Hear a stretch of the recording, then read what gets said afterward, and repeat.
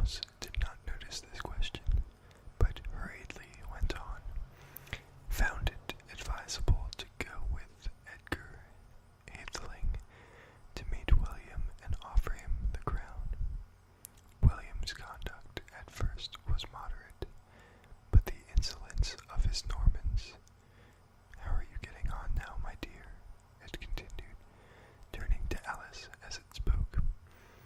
As wet as ever, said Alice, in a melancholy tone. It doesn't seem to try me at all. In that case, said the dodo solemnly, rising to its feet, I move that the meeting adjourn for the immediate adoption of more energetic remedies. Speak English, said the eaglet. I don't know the meaning of half those long words, and what's more, I don't believe you do either. And the eaglet bent down its head to hide a smile. Some of the other birds tittered audibly. What I was going to say, said the dodo in an offended tone, was that the best thing to get us right would be a caucus race. What is a caucus race? Said Alice. Not that she wanted much to know, but the dodo had paused as if it thought that somebody ought to speak, and no one else seemed inclined to say anything. Why, said the dodo, the best way to explain it is to do it, and as you might like to try the thing yourself some winter day, I will tell you how the dodo managed it. First, it marked out a race course in a sort of circle. The exact shape doesn't matter, it said, and then all the party were placed along the course, here and there. There was no 1, 2, 3, and away, but they began running when they liked, and left off when they liked, so that it was not easy to know when the race was over. However, when they had been running half an hour or so, and were quite dry again, the dodo suddenly called out, The race is over, and they all crowded round it, panting, and asking, But who has won? This question the dodo could not answer without a great deal of thought, and it sat for a long time with one finger pressed upon its forehead, the position in which you usually see Shakespeare in the pictures of him, while the rest waited in silence. At last the dodo said, Everybody has won, and all must have prizes.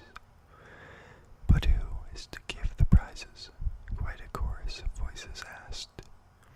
Why, she, of course, said the dodo, pointing to Alice with one finger, and the whole party at once crowded round her, calling out in a confused way, Prizes, prizes. Alice had no idea what to do, and in despair she put her hand in her pocket and pulled out a box of comfits. Luckily, the salt water had not got into it, and handed them round as prizes. There was exactly one apiece all around, but she must have a prize herself, you know, said the mouse. Of course, the dodo replied very gravely. What else have you got in your pocket? He went on, turning to Alice. Only a thimble, said Alice sadly. Hand it over here, said the dodo. Then they all crowded round her once more, while the dodo solemnly presented the thimble, saying, We beg your acceptance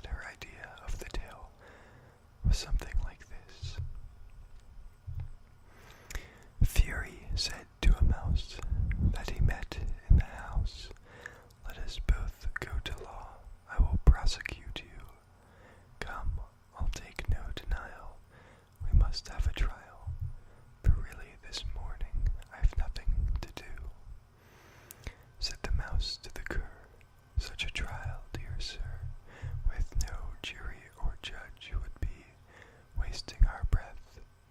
I'll be judge, I'll be jury, said cunning old Fury. I'll try the whole cause, and condemn you to death. You are not attending, said the mouse to